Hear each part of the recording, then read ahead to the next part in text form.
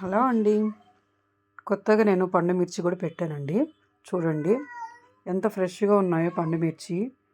అవి రోకలిలో దంచుతున్నప్పుడు మనం అనుకుంటాంలే గానండి అది ఎంత కష్టమో మీ ఆడవాళ్ళకే తెలుసు. వేరే వాళ్ళకి ఎవరికీ తెలీదనమాట. సో, ఆ దంచేటప్పుడు నా కళ్ళలో పడిందండి. నేనెంత ఇబ్బంది పడ్డానైతే అంత ఇబ్బంది పడ్డాను. గోల గోల చేసేసానమాట. సో, కళ్ళెమ్మట నీళ్ళొచ్చేసి 2 డేస్ వరకు ఆ మంటయితే తగ్గలా నాకు. కష్టపడే వాళ్ళకే తెలిసిద్దండి కష్టం విలువ.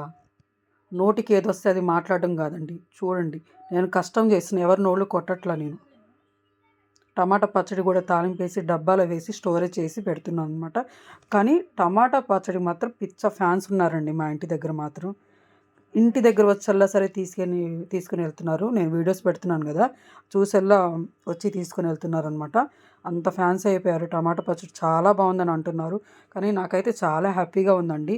ఇంత మంచి రిజల్ట్ వచ్చిద్దని నేను అసలెప్పుడు అనుకోలా, ఎక్స్‌పెక్ట్ చేయలా గూడా. వెజ్ గానీ, నాన్ వెజ్ గానీ చాలా బావుంది అంటున్నారు. నా దగ్గర తీసుకున్నోళ్ళు కస్టమర్స్ అయితే ఫుల్ హ్యాపీ అనమాట. మీకు కూడా కావాలనుకుంటే ఆర్డర్ పెట్టుకోండి.